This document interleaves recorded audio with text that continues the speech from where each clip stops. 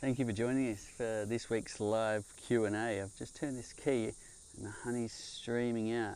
It's a really hot summer's day here in the southern hemisphere on the east coast of Australia.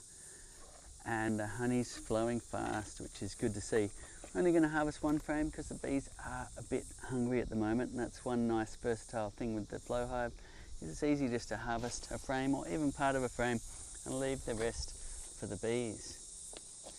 So there's a lot of bees in here, which is fantastic, and there is a little bit of nectar coming in, but I'm curious to see what's going on in the center of some of our hives. So what I'm going to do is show you how to do a flow frame inspection on one of these hives down here, just because I'm curious to see what's going on in the middle. Now, we have designed the flow frames so you don't need to pull them out to harvest the honey. However, you still can if you just want to know what's going on, and it can be a helpful thing as you learn to really match up what's going on in the windows as to what's going on in the center of the hive. Just bear with us, we're having a few technical difficulties getting all the streams going today. So just hold 10. We're going to harvest some honey. Think of your questions, put them in the comments below, and we will get to pulling apart a hive in a second, doing a flow frame inspection and some tips and tricks on how to put the frames back in again, which is something that some people ask about. They're putting the flow frame back in, and it's a little bit tricky to seat that last one. And I'll show you a good trick on how to do that. So I'm going to head down here to the apiary. I've already got a smoker going, but it might have gone out by now. And I'll give it a few puffs to get it going, and then leave it at the front of the hive. There it is. You can smoke your hands, which helps mask your mammal smell. I'm not going to be wearing gloves today unless the bees show some signs of aggression. I will wear my bee suit though, because stings on the face for me aren't fun. But if you're new to beekeeping, wear your bee suit, protect yourself, wear your gloves until you're really comfortable with how your hive behaves. So it's been a little while, so I'm going to puff a few puffs of smoke right in the entrance and leave that smoker there. And I've left it on a garbage bin lid. It's not a particularly high fire danger around here, but in some parts of the world it is. So be responsible with your smoker and follow any rules that are in place to limit the chance of fire getting away. So what I'm going to do is pop this lid and take out some of the flow frames. Before we do that, let's have a look at some observations from the outside. If I take this rear window off, I can see there's a lot of bees, which is a great sign. And right now I can't see anything in these cells.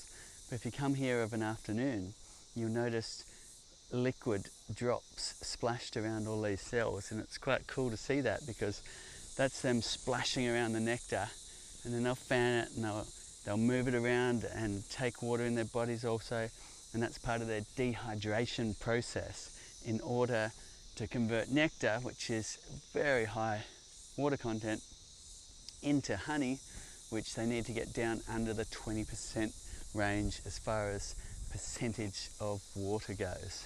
Now I'm having a look in the side window. Let's have a look at that. When you can't see the frames, you've got a lot of bees in the box. So that is a good sign, showing that they are stimulated to raise more baby bees and make a really nice strong colony. So when that coincides with a good nectar flow, we'll get honey very quickly. So what I'm curious about is whether or not there is some good honey stores in the center of the hive. And if I have a look at this side, I can see there is a bit of nectar coming in, so that's exciting. It's been a bit of a dearth here, which is the name we give to a time with not a lot of flowers producing nectar.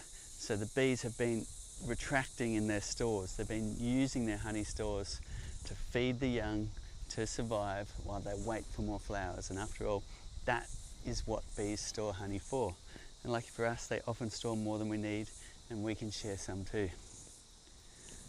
So I'm going to pop that lid now after I put on my bee veil. Now when you're putting on this veil, there is a zip in the center that goes all the way up. There is 2 side zips. Now I've got the clear view hood on today, which is a nice thing when you want to look down and see bee eggs.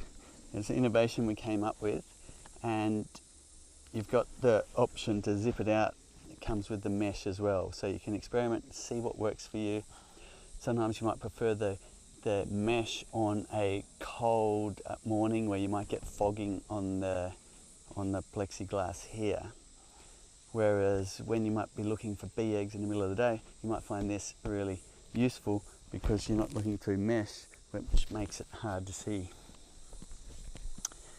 Now, next I'm going to pop this lid off using the chisel end of the Hive tool. So that's coming off nice and easy. I don't need to look for a queen there because we have our excluder in place further down. So I can put that one aside. Now we're not taking the top box off, we're just going to take some frames out and see what's going on centrally. So to do that, you've got 3 lifting points. You've got under here, there's a tiny little recess which you might miss, but that's where your hive tool can go under the end and get a lift. There's also one here if you need it, and then you've got what's more standard to a frame with the J at the other end. So the first one's always going to be a bit harder, a bit slower to take out, because as you lift it, you don't want to roll the bees. Now that's coming up nice and easy, and I can already feel there's a bit of weight in it, which is a good sign, showing we do have some honey stores centrally. So nice and gentle, and what are we seeing? Beautiful capped honey right across the center here. Look at that. Beautiful. So the bees have made the flow frame cells their own by covering them all in wax and joining up the little parts. And when the nectar is reduced to a nice less than 20% water content, they put their capping on to say that is ready to keep on the shelf for a long time. And that's when it's ready to harvest for us as well. Now this area, which is typical right above the brood nest, when they're hungry, they'll pinch some of the honey to feed to the young below. And that's why when they're a bit hungry, you'll see this area right above the brood nest will sometimes be clear of honey, or they've uncapped it and eaten it away. But what we're seeing now is them refilling it again and starting to cap it. So that's great. It gives good insights into what's going on in the nectar flow, shows us some history that the bees got hungry, and shows us that the bees are now onto a flow and they're starting to fill again. Any questions? Put it in the comments. We'll pull a few more of these and then we'll show you how to put them back in a way that gives you your nice flat face that you need so no bees can escape here. Great seeds. Maybe it's a good question because we've got Rich who's tuned in and saying, and my bees do this too actually, that his bees never fill the cells in the window at the back of the hive. So when he checks the frame, it looks like it's not full, but when he takes it out, it in fact is all capped and ready to harvest, but they just don't fill the right at the end of the frames. Okay, so he's in Portugal. So that can happen, and most of the bees here don't do that, but you get the odd hive that doesn't like to fill to the extremities, which is a shame because you don't get that lovely view to show when your frame is full of honey and ready to harvest. However, there are other ways you can guess. Conventionally, what we used to do is just lift the hive and see how heavy it was, and that would give us a good idea of how much honey was in there. And if it felt heavy, we would then pull it apart, and if the frames were 70% capped, we would take that back for spinning. Now, so that's one method you can use, but the other one is looking in the side windows. So they generally, once they've filled the side windows, they would have filled the center. So the frame on the edge, when you see that's all capped, then they would have filled centrally as well. But what's going to get tricky for you is once you've harvested some frames, you might not know which one to harvest again next time because you won't be able to see the honey here. So your options are take good notes and make sure you're not harvesting the ones you recently harvested, or do what we're doing right now, pop a frame out and check, which it sounds like you've already done, to know whether there was honey in the centre. Any more questions? Great. Now Scott got a swarm yesterday and they seemed to settle in nicely, but was quite alarmed how many dead bees that were pushed out, and just wondering, is that just normal with their lifespan? Bees are very quick to multiply, so if you think about a colony, and we've got the same thing here, a lot of fresh nectar looking beautiful, and capped honey on the edge and a lot of bees, so we're looking good. So back to your question about the life cycle of the bees and bees dying at the entrance. It is very normal to have dead bees at the entrance, especially if you come out in the morning. You'll see the undertakers dragging out the dead. Now, if a forager bee is only going to live for 4 to 6 weeks and your hive is busy foraging it, then what you're going to find is, let's say there's 30,000 strong bees in this hive, that means 30,000 bees are having to be repopulated every 4 to 6 weeks. So that's a lot that are dying every day. So yes, it is normal to see a lot of dead bees. However, if you see a carpet of dead bees out the front, like it's thick, and the bees are there with their tongues hanging out, then what you've likely witnessed is a pesticide kill where the bees have sucked on flowers that have been dosed with insecticide.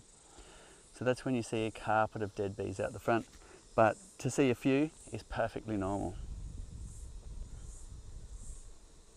Oh, great. And look, I just wanted to do a bit of a shout out. We've got, Instagram seems to be a little bit quiet, so we're just running off the phone microphone at the moment. But if you're having trouble, just feel free, pop over to either Facebook, YouTube or TikTok channels. So sorry about that. Okay, next frame. I mean, I don't feel the need to inspect them all, but I'm just doing it out of interest and to show you what it looks like in here. A lot of capped honey, beautiful light colour, and then we have this little tiny area at the bottom which they've eaten away and then refilling.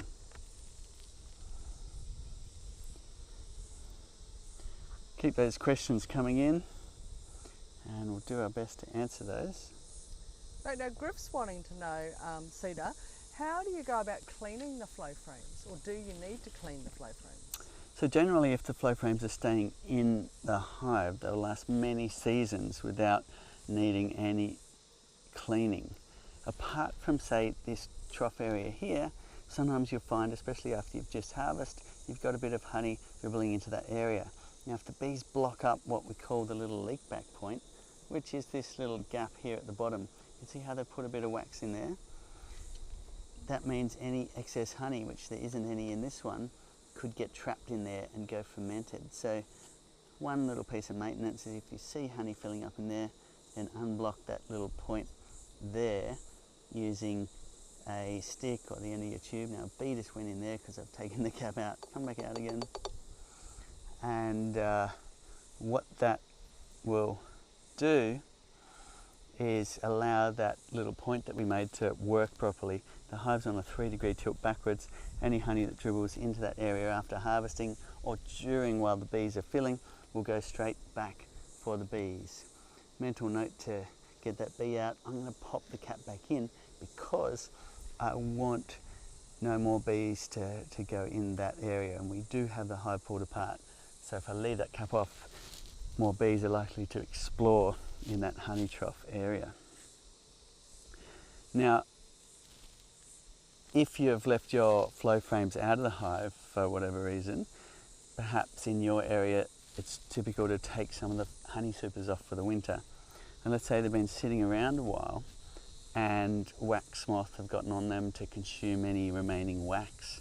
You've got perhaps mildew on there, then a good idea to give them a good clean. Now if it's just wax moth, you can just brush that off and put it back in the hive for the bees. If it's looking pretty grimy, then what you can do is get a pressure washer, which people are finding after about 5 years or more of use of the flow frames in their hive. It's a good idea to get your pressure washer and blast down all the cell lines, clean off a bunch of the old wax, and give those flow frames a new lease of life. Please don't throw them away. We want them to last as long as possible. Cedar, Clinton's tuning in on that question about the bees not filling the end, and Clinton's wondering, do you think it's because we look in there too much and there's maybe too much light? Would that have anything to do with it? Certainly if you leave this cover off, they will pull the honey away within a day. So that's one thing you could check, is make sure there's not too much light getting into this area. And you could experiment by making it nice and light sealed and see if your bees then fill the last cell line. But another thing you could do is check the other end of the frame. If your bees just don't like to fill to the extremities, you might find that this last cell line is dry, and so is the other cell line at this end of the frame. So if I pull this out here, that is a little dry, but I can see they're putting nectar in it. So I dare say these are the type of bees that will be filling this end frame quite soon. And they're just genetic differences, I think. Most bees will fill to the end, but some won't. Cedar, Gigi's tuning in from California, where fire is a real issue over there. And Gigi's just wondering, have you ever taken a look at the Soulless vapor smokers? Do you know those smokers? I don't have a wealth of use of it. I have had a look at it, but that's an innovative idea so that you don't need to actually have a fire in your smoker. And it could be useful when there is a fire ban. And certainly my heart goes out to all those people affected by the fires. We've had our fair share of bad fires here in Australia too, so as a beekeeper we need to be very responsible with our smokers, and putting them on a garbage bin lid is a really good idea so any falling embers don't go directly onto the ground. And also you can use a metal garbage bin to stow your smoker afterwards, and that is a good way to mitigate the risk of any embers catching onto some dried leaves.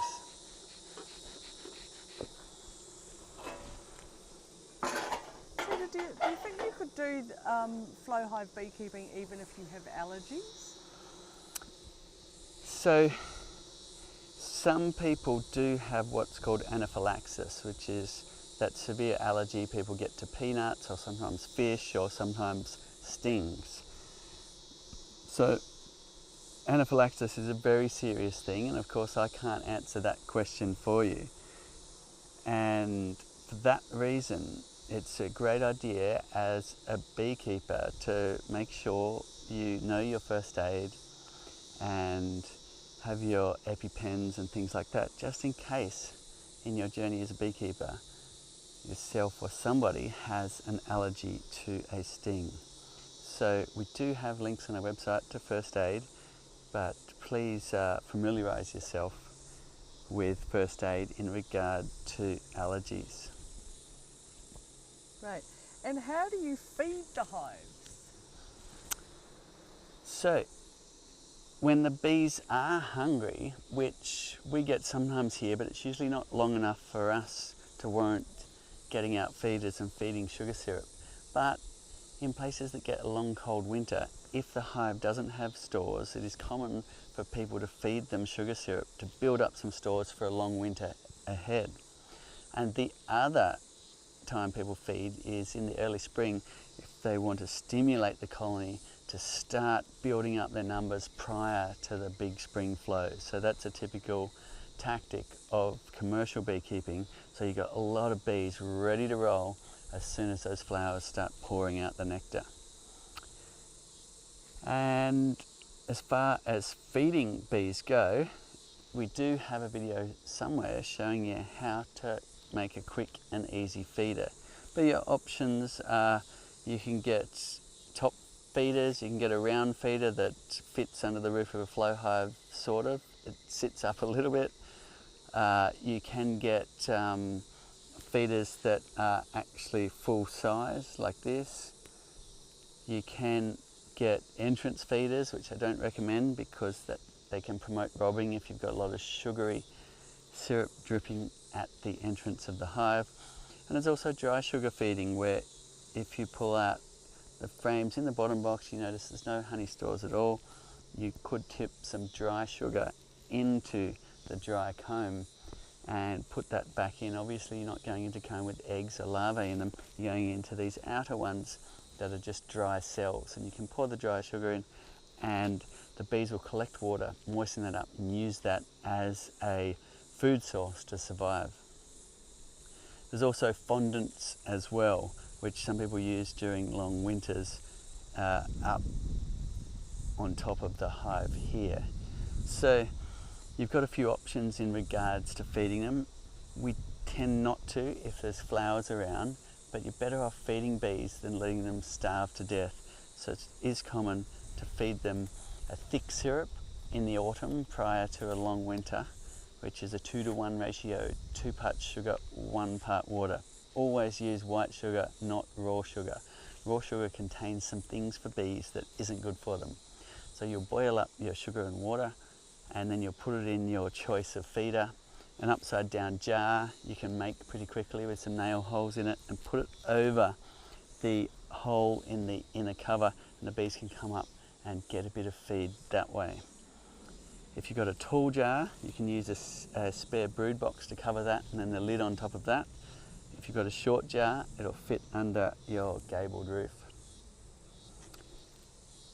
So it's a matter of a bit of local knowledge as well as to whether you need to feed your bees or how much honey stores your hive might need to survive a long winter ahead. So seek local knowledge when it comes to knowing how much honey your bees need for a long winter. Great. Now, Aaron's been having a few issues. In the last 2 years, I've had 2 flow supers where the bees have built 0 comb out and there's been no honey reserves. So just wondering, any thoughts on what maybe is going on there?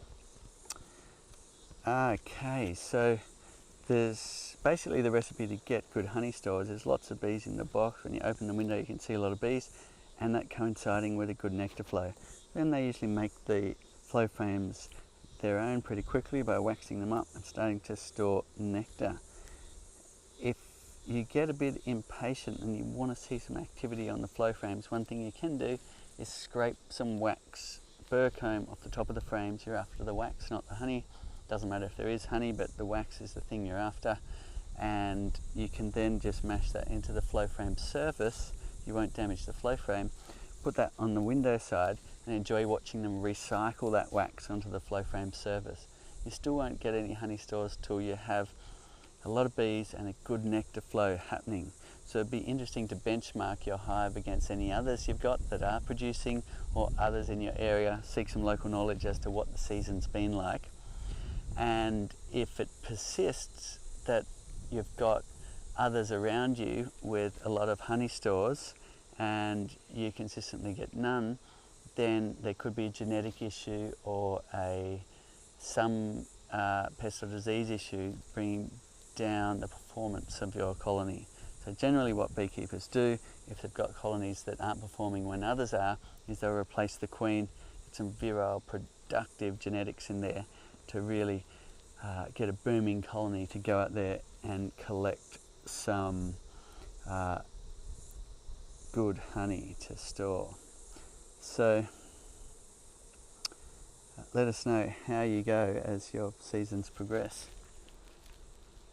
Here you can see we've got open honey cells, so they've covered it all in wax. They've drawn the comb out further, You can see the nectar glistening. Give us a thumbs up if you can see that nectar glistening in this area. So that's what we like to see. I'm happy that the bees are on a flow now. They will continue filling for as long as the flow goes, and the observation windows on the side and the rear are really helpful to get a gauge of what's happening with your honey season. And here you can see a lot of dry cells. They've made the bridges between the flow frame parts, but there is no nectar in this region. Great, we've obviously got a few little strange bees going on out there. Cedar Martin's coming and saying their flow frames fill from the front and the back, so they appear to be full from the front window. But after lifting a frame, I can see they are not ready to harvest. Martin expected them to fill from the centre out, so the same kind of thing going on there. So at a guess, what's happening there is they filled from the centre out, they got hungry, and then they ate the bit right above the brood nest. So let's have a look at that. So here's a frame that was full. You can see it was all nicely capped. Then they got hungry and they ate this arch out above the brood nest. And that is typical when they're consuming honey, is to consume from right above the brood nest in this arch pattern. So have a look and see if that's what you're getting. Now, so then it will appear that it's full out here but not there. So in order to sort of get an idea of what's happening and whether that might be present, you'll need to observe a lot by looking through the windows and notice when there's a flow or when they're hungry. If they've been hungry for a while, you may find that this area is missing in the frames, and you want to wait till you see the presence of nectar coming in and wait a little while for them to fill in that area. So it's not the right time for me to harvest this frame because they're still working on filling this area above the brood nest back in. So the flow frame windows are great like that. They give you an idea of what's going on, and what you might like to do is not harvest the central frames above the brood nest, knowing that if they were hungry recently, they would have eaten it out there. Or you could watch for what's going on, perhaps harvest one of the edge frames, assuming that it has honey to the bottom, and then watch it fill back in, watch what's going on in the season and take your best guess at when you think it's full in the middle. And after a while you'll get to learn what the season's doing and when it's appropriate to harvest all your flow frames. And Mickey's wondering, Cedar, are any of the frames you've pulled out, do you think any of them are ready to harvest? Almost. Because they have these dry areas, which matches up with what I'm seeing in the windows on the outside, I'd like to wait a week or so until they've finished off this area. Otherwise I'm going to end up with a bit of watery nectar in my honey, which may raise the moisture content above that 20% range, meaning that fermentation could occur in the jar on the shelf. It's best to wait till your cells are nice and capped before you go ahead and harvest. So this side of the frame has a range of things going on, which is nice to see. You've got capped honey here, you've got an area here which they did uncap, ate the honey, now they're filling it up with nectar. Here you've got an area that's completely dry, and here they're filling with nectar. So not quite ready to harvest, which I can see across all of the hives I'm looking at. They have been hungry and now nectar is coming in.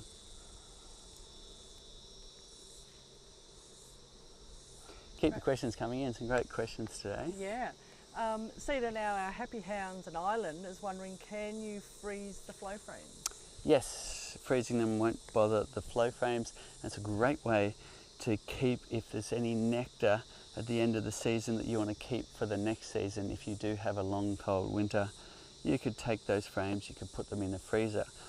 Another reason you might like to freeze them, let's say your hive has swarmed and the numbers have dropped so much you're worried about the bees having too much area to look after, especially if you've got hive beetles. So at that point you might take the flow frames off, but if they've got honey and nectar in them, then the best place to store them is in a deep freeze. And that way they'll be ready to go again without any fermentation or vermin issues. And when the hive's ready for them again, you can put them back on the hive. Great, and just Cedar coming in on Zed Aaron, who's the one who asked before about not having any bees. They also just said, look, their earlier flow hives, they had great production. So thanks for answering that question for them. Okay, great. Yeah. Good to hear. Yeah. Let us know what your honey's like in your area. I'm Yeah. always interested in honey. It's just so different in everywhere you go, even an hour's drive from here. Very different honey to we have around here. Now we've got one, this is not so good. Their flow hive bees all died in a giant heap inside the hive. Not sure if it was a neighbour poisoning them, but now how do they cleanse the frame components and the wooden frames in case a sudden plague has hit them? How do they go about cleaning them out? And they're not quite sure. A sudden death, that is very unusual. Normally you can have dead outs, but typically there's no bees left, or hardly any left. If, let's say, your hive's gone queenless and they've just slowly waned or there's not many bees, in our area what happens is the hive beetles take over at that point and you get what's called a slime out. But if you're seeing in the hive there's just a lot of dead bees, then it could point towards insecticide issues. Normally you get a lot of dead bees at the entrance to, like almost a carpet out the front, and the bees with their tongues hanging out. You might want to have a look for that as well. So that's sad, and it does happen sometimes. Now what you'll need to do is have a bit of a look to see whether there are any issues of, say, AFB. It doesn't sound like an AFB issue because you've got a whole lot of dead bees in the hive. But to do that, you're looking down the cells that are left in the brood nest and looking for what looks like a snail trail down the cell line. So if your hive's been dead a while, that's the only thing you've got to go on to see whether there was issues of AFB in your hive, because you don't want to repopulate a hive that's carrying those spores. Now, assuming that that issue isn't present, what you'll need to do is clean up the frames in the bottom box. If you've been doing foundationless frames, it's quite easy. You just cut all of the wax out, use your chisel tool to give them a clean up, and they're ready to go again. If they're foundation frames, you need to take them back to the workshop and prepare them again for your hive, putting in the plastic foundation or the wax and wire foundation. So that's the brood nest. Now, when it comes to the tray at the bottom, you'll want to give that a good clean out, clean any wax off the inside of your boxes, and then the flow frames themselves, you might like to blast the wax off them with a pressure washer.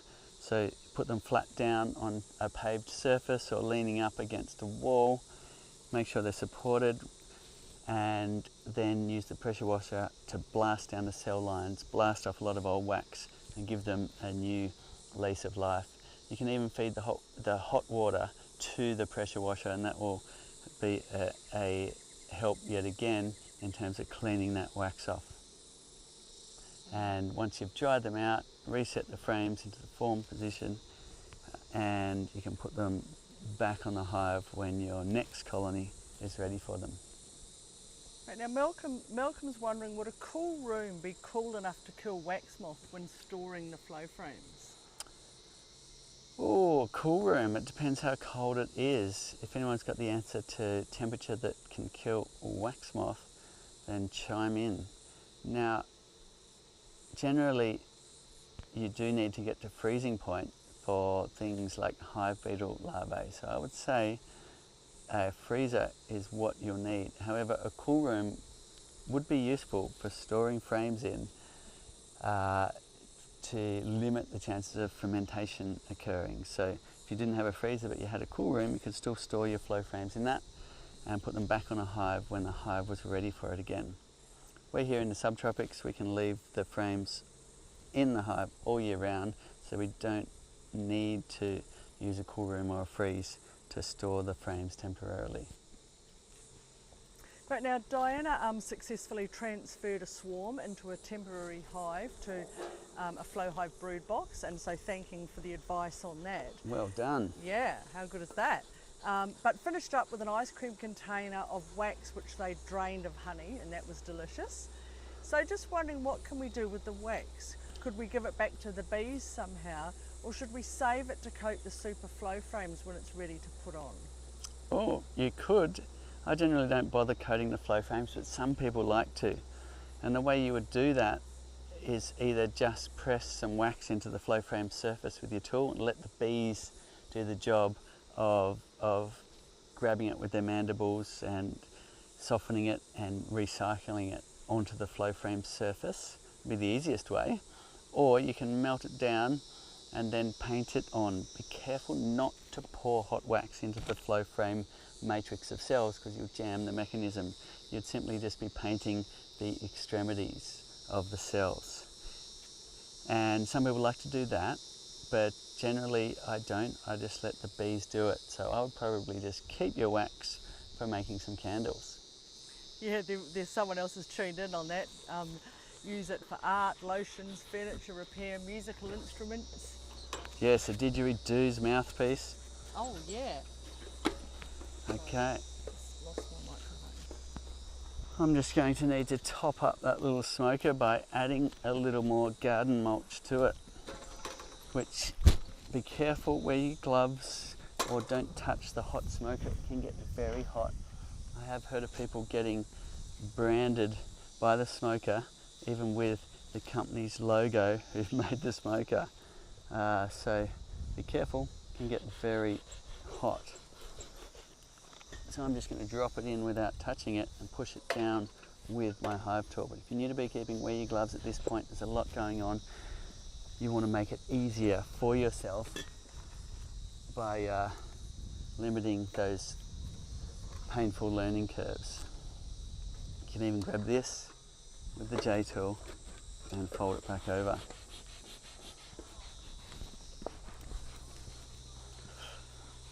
Okay. Keep the questions coming in, then I'm going to show you how to put the frames back in. It's sometimes challenging to get the last frame in, so I'm going to show you some tips and tricks on how to do that.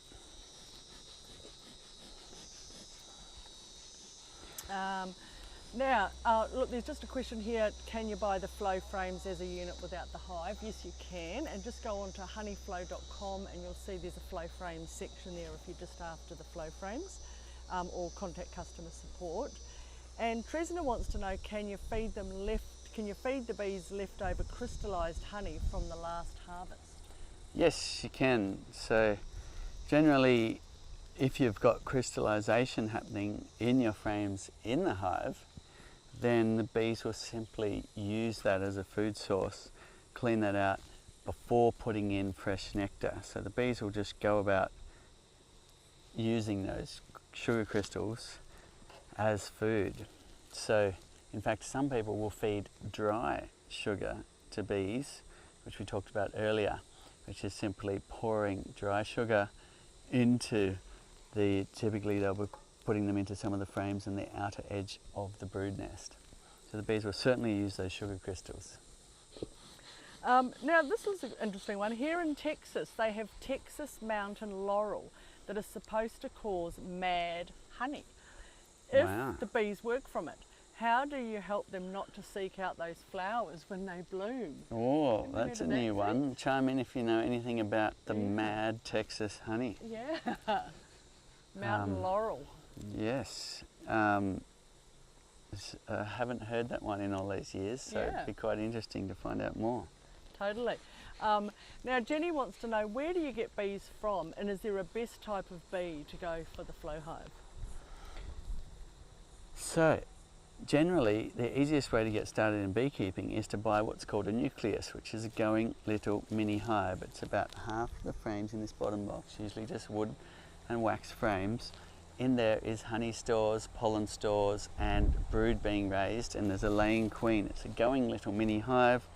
You can pick it up from a bee breeder, transport it to your place, situate it where you want your hive to be, and on a nice warm sunny day, which might be in a week or a month, you can then transfer those bees into your brood box by getting in your smoker, wearing your bee suit, following our how-tos. You can transfer them into your brood box. Make sure you put the rest of your wooden frames in, look after them, and they'll grow from there. And when they have used all the frames and you've got a good season ahead, you can go ahead and put on our invention frames, the flow frames, in this box on top. Now, other ways you can get started are take a split from a friend, which is a great way because typically if it's the springtime you'll be helping them, or if they've got an overcrowded hive like this one, taking a few frames out will limit the chance of the hive swarming. So you'll be doing them a favour as well as giving you some bees. And if down the cells there are some eggs, the bees will typically raise a queen and away they'll go. So that's called a split, and we've got videos showing you how to do your hive splits. We also have videos on how to install a package, which is basically an artificial swarm of beekeepers shaken bees off frames, included a queen in a little cage like this, and some sugar syrup to feed her while in transit, and that can come in the mail, and you can then install them into your brood box and away they'll go from there. You can also catch a swarm, or a fifth way is a bait hive, where you can just set up your brood box only, put some lemongrass oil in the hive, which will help attract a swarm. Now, you're unlikely to get a swarm moving in unless you're near existing bees and it's springtime. So if you've got a lot of bees next door, setting up a bait hive could work very nicely in the springtime.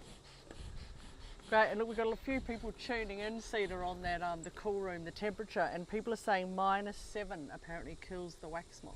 -7, there you go. Some parts of the world you wouldn't even need to try, you just have to wait and you get -7. Certainly doesn't happen here. We're in our sweltering summer sun, and it's not too bad today, but we've had some very hot days. And typically we don't get very cold here. We might touch on -7 for a few hours a year. Right, now Steve's wondering, Cider, what's the best oil to put in the tray for hive beetles? We just use cooking oil, so you're just buying some cheap cooking oil. I used to use the old oil from behind a chip shop because I ran my car off that chip oil for 20 years and I had an abundance of it, so I put that in the trays.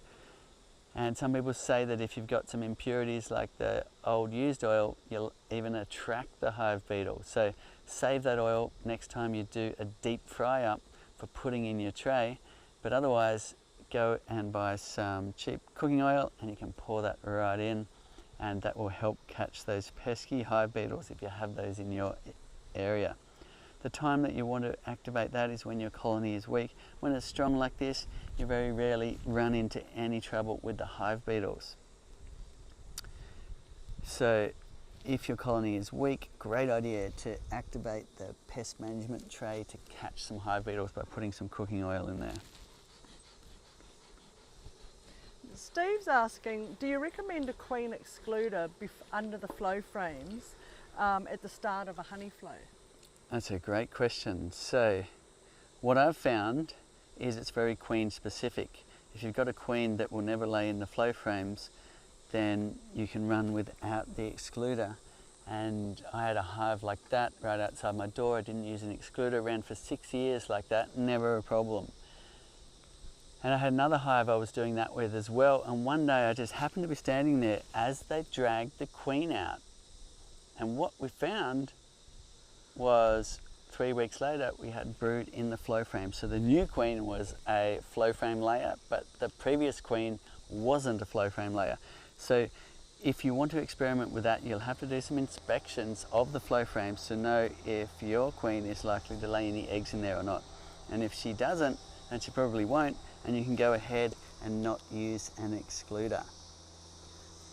Other things people like to do is use what's called a honey barrier. So it is typical in some parts of the world just to add an ideal above the brood, and then the flow frame on top of that.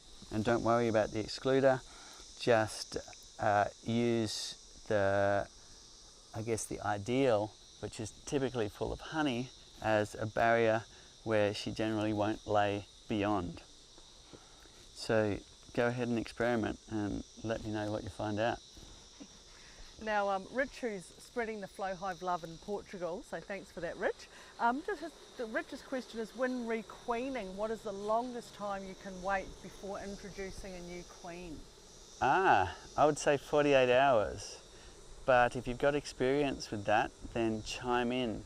I mean, it's actually a lot longer, but I wouldn't advise to wait longer than that, because if you wait too long, you can get into a scenario where your hive is what's called hopelessly queenless, and they will not accept a new queen.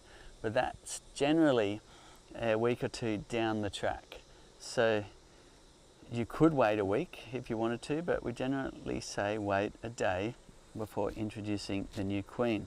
And you'll have her in a little cage like this, block of candy at the end, usually with about 5 escort bees.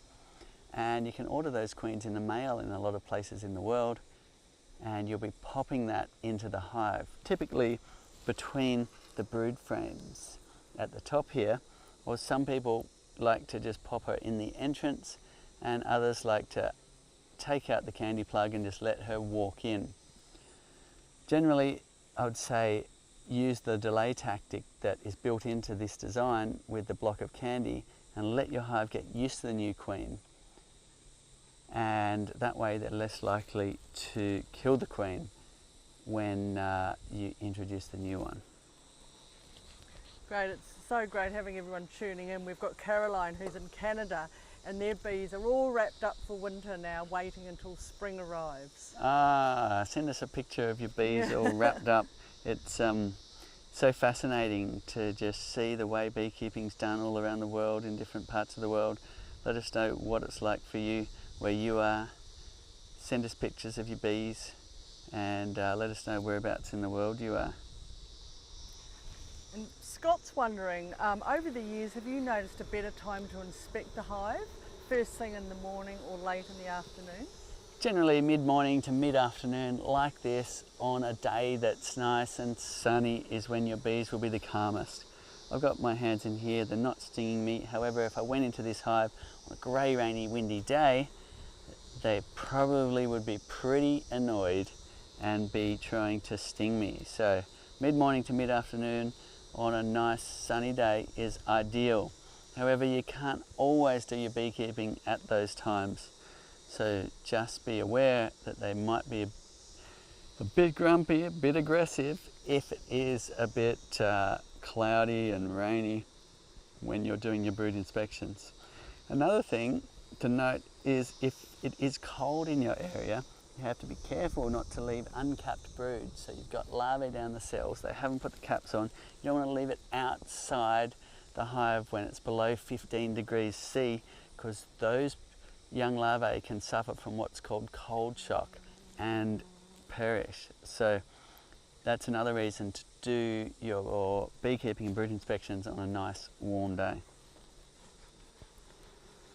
Okay, I'm going to show you some tips on how to put your flow frames back in again.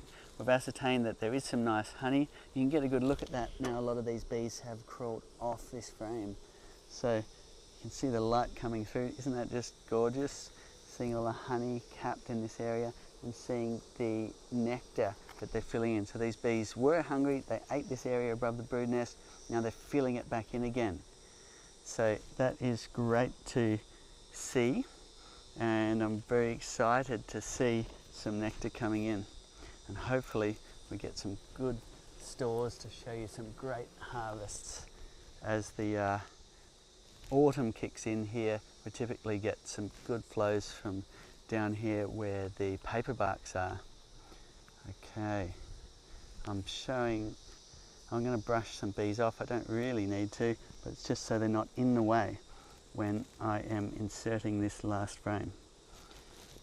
The other areas you need to be careful of when you are putting the flow frames back in is just here.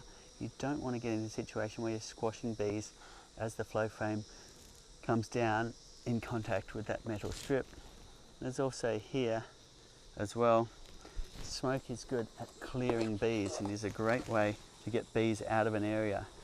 And I'm sure they don't love smoke being blown in their face, but being squashed is worse. So smoke away the bees so that you can give them time to get out of the way.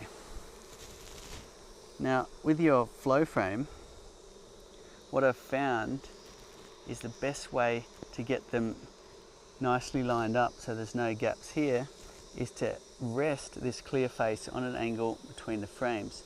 So what that's doing is holding space between the frames so that the frames can't close in and jump over this face. Because when it's on an angle like that, there's no way that this can come any closer than the width of that.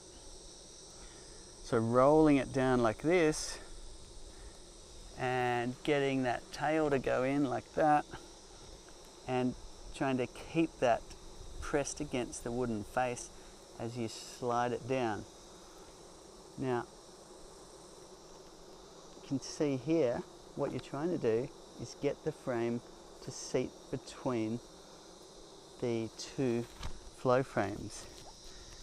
So if you find that they're still overlapping, then what you're going to want to do is grab the Hive tool and just push the other frames across like that. Okay, let's do that again. Now you're rolling the frame, you're keeping the space, you're rolling it into position. And I should be able to, but at the back I'm needing more space. Then push this down, and what you want to see is when you move this frame forward, which you can do with your Hive tool like that, that this forms a nice flat face like that. So if you find that they're overlapping and there's gaps forming, just pull it out and try again. Roll it in like that, push the frames apart if you need to, and what you're wanting to get is that nice flat window where no bees are escaping. Look at that, we've got a great healthy colony, there's bees everywhere. They're being nice and friendly, they're not trying to sting me. It's a nice, warm, sunny day, great time for beekeeping. But if I want to close the covers on this hive, smoke is a good tool to get the bees moving.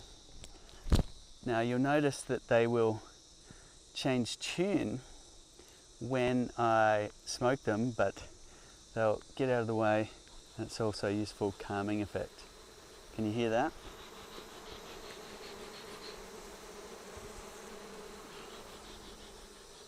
So they'll seem agitated momentarily, but then they will calm.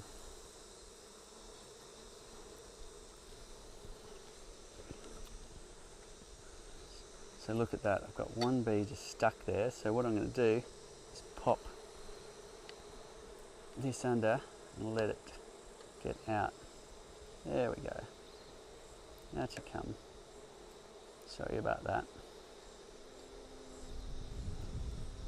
Okay, so now you've cleared the bees off, you can use your bee brush to remove the last ones and get your covers back on if you've got a booming colony like this one.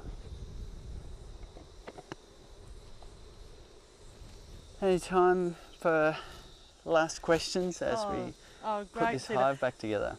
Sergeant Serious is asking, what happens to the bees if they have their heads in the flow frames when you crack the panels to create the honey flow? Okay, we put a lot of attention into that and even a whole patent about it. So we went through a 10-year development curve, my father and I, with the flow frames, and what we found is if the frame parts were pressing together like that, then you could catch legs and wings.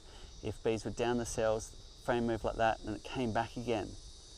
So what we did was we put a gap there, which is like a little V-shaped gap, and that means the bees have to build a bridge of wax across there to complete the cell. And then when it moves and comes back, if there is a lot of bees down the cells, let's say there's an area of dry comb, it's best to harvest when the frames are full and capped, but let's say there was an area where they'd eaten and there was bees working down the cells, then this could happen. Most of the bees, we've sized it so they can just squeeze out, but they're unlikely to go back in.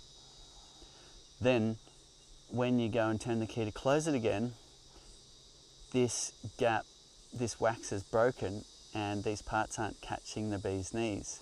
So at worst, you've got the bees then stuck in a bit of wax that's here, and the other bees will chew away that wax and free them.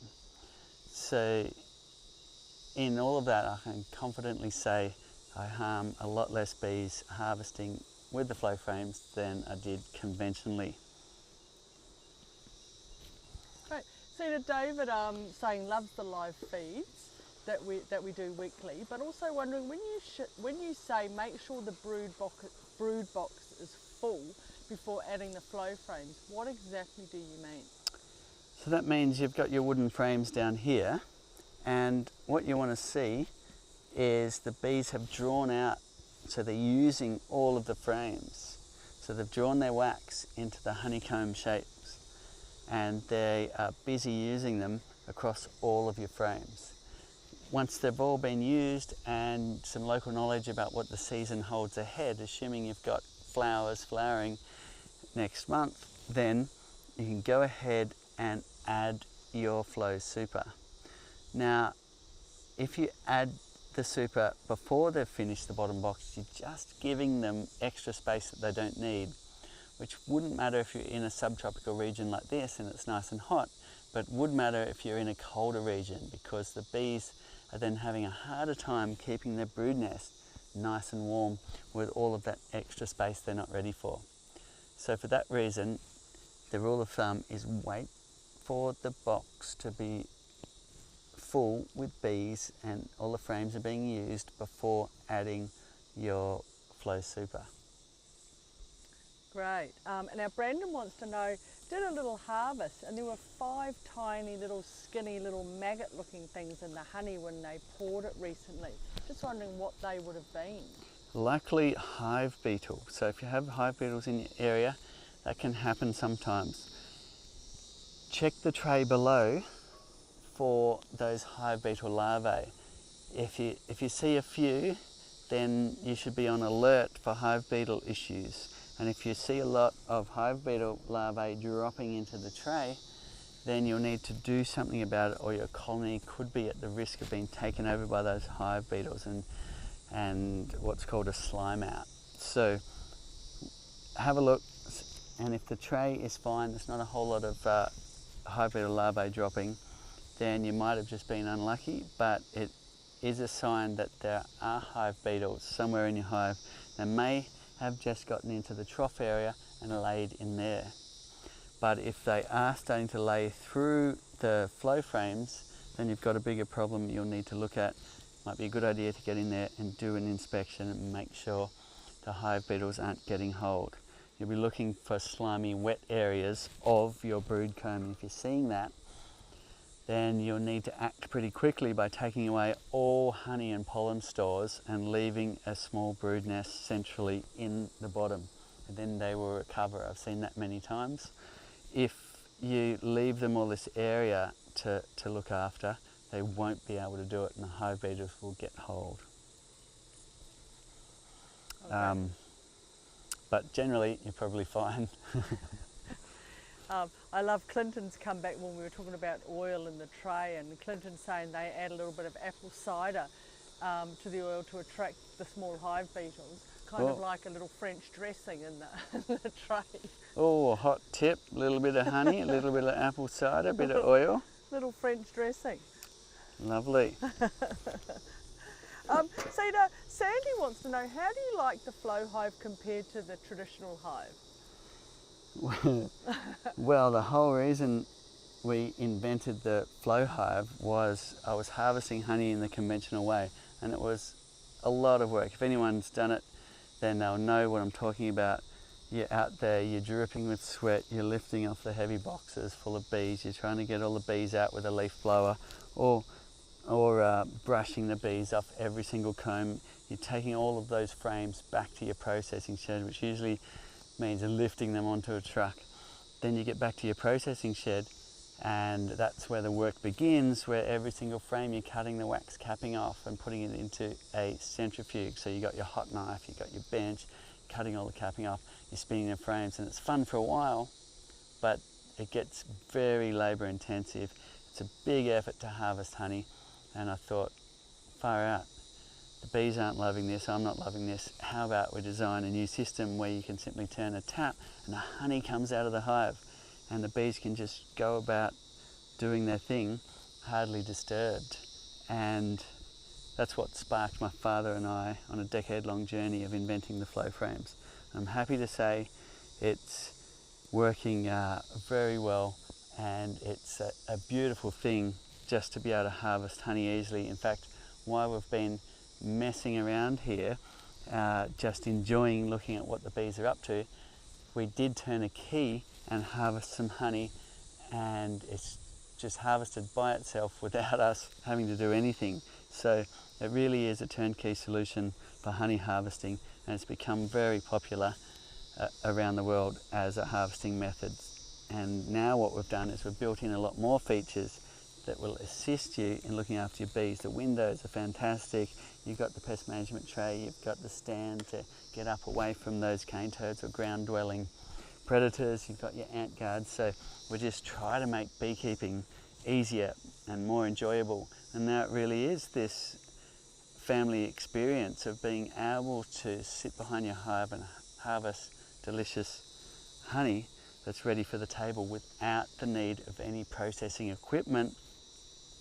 And your honey is less adulterated in a way. It hasn't touched the metal centrifuge, it hasn't been spun through the air and oxidized, and for that reason we get people constantly raving about the honey flavour. And as a side benefit we didn't mean to do is you get different flavours for different frames. So the single frame honey, some people are marketing that because it is amazing to have the flavour of just that frame. And I really recommend savouring those in different jars and tasting the difference and bringing that story to the table. So needless to say, I definitely prefer harvesting honey with the flow frames.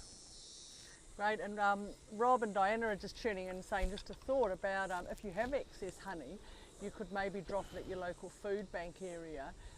They'd be happy to take any spare jars. They donate oranges from their orchard throughout. And it's one of the problems we don't really have so much here because the honey just seems to really disappear, really, doesn't it, Seeds? I think everyone eats it. Yes, we've got a hungry mouths and a lot of families working here, and no sooner do we harvest honey as it's walking out the door. That's a fascinating and amazing thing about beekeeping, is that joy of sharing honey with your neighbours. Everyone loves honey. It's not like you're trying to get rid of grapefruits. Nobody wants them, but everybody's loving honey. So it really is a beautiful thing to share, and a wonderful joy in all of the conversations that come up about the light honey and the dark honey and what the bees are doing and what we need to do to help the bees in our environment so that they can thrive. Beekeeping is a wonderful thing, and with your orange blossom orchard, orange blossom honey is amazing. So it'd be great to get some hives in there and taste that orange blossom honey. Great. Tim's wondering, Cedar, do you know what the yield difference is between honey from a conventional hive to a flow hive? So theoretically you could get a lot more from a flow hive for more than one reason. One is they don't need to create as much wax, and wax uses 7 parts of honey to a part of wax. So 7 kilograms of honey used to make a kilogram of wax. So if you're not having that byproduct of wax, which you inevitably do harvesting in the conventional way, then there's an efficiency gain there. And the other reason why you can harvest a lot more honey from a flow hive is it's easy to do. So you tend to go out and harvest when you see some full frames and store honey in jars on the shelf. Whereas conventionally what I would do is wait for not only this box to fill up, but the next hive to fill up and the next hive to fill up. I'm not going to dedicate days to a long processing experience, processing in the conventional way for one hive. So therefore I'm going to wait till they're all ready. But this hive, if I had flow frames in it, I could have harvested and it would have filled up again while the other hive's still catching up. So if you're onto it, you can get amazing performance out of your flow hives. You can harvest them, and we get this feedback a lot. You can harvest all your flow frames and a week later they're full again. And typically on a spring flow, that's what happens. So where you might have harvested just once, conventionally, you might have harvested 4 times with your flow frames. So it's a different management practice, but potentially if you're onto it and how you use it, you could get a lot more honey stores out of your flow frames than you might have if you had conventional hives. Well, here's an interesting one, Sage. This is someone up in Cairns, so that's way up north here in Australia where it gets pretty hot. But they've been having lots of rain up there and the bees are all hunkered down inside their little hives. Just wondering, would it be okay? This person has seen people feeding their bees bananas. Wow, feeding bees bananas. Bees bananas. I have heard of this, and it's certainly a recipe that people like to say helps with chalk brood. They say it's a bit like dropping a stink bomb in a house or throwing something nasty onto your carpet. You're not only going to want to clean the carpet, but you might want to clean the whole room. And that's what they say happens with bananas in a hive. It has a scent that sets the bees off wild on a cleaning frenzy. However, when we tested it, we didn't find that it helped with chalk brood. So let us know what you think.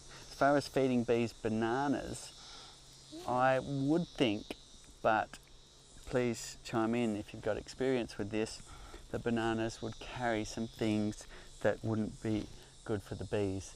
They say feed only white sugar, not raw sugar, because otherwise you've got things in that sugar that bees shouldn't be getting. So one assumes that bananas would have all sorts of things that bees haven't evolved to eat.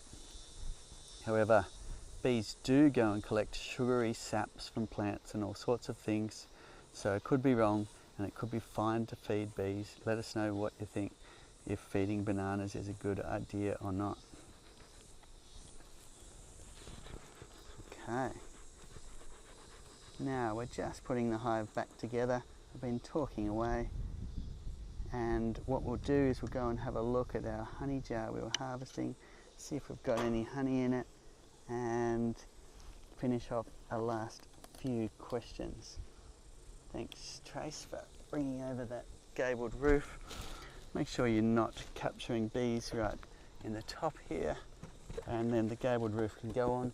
Don't forget to put your window covers on, because you don't want the sun shining in and melting the wax inside your hive.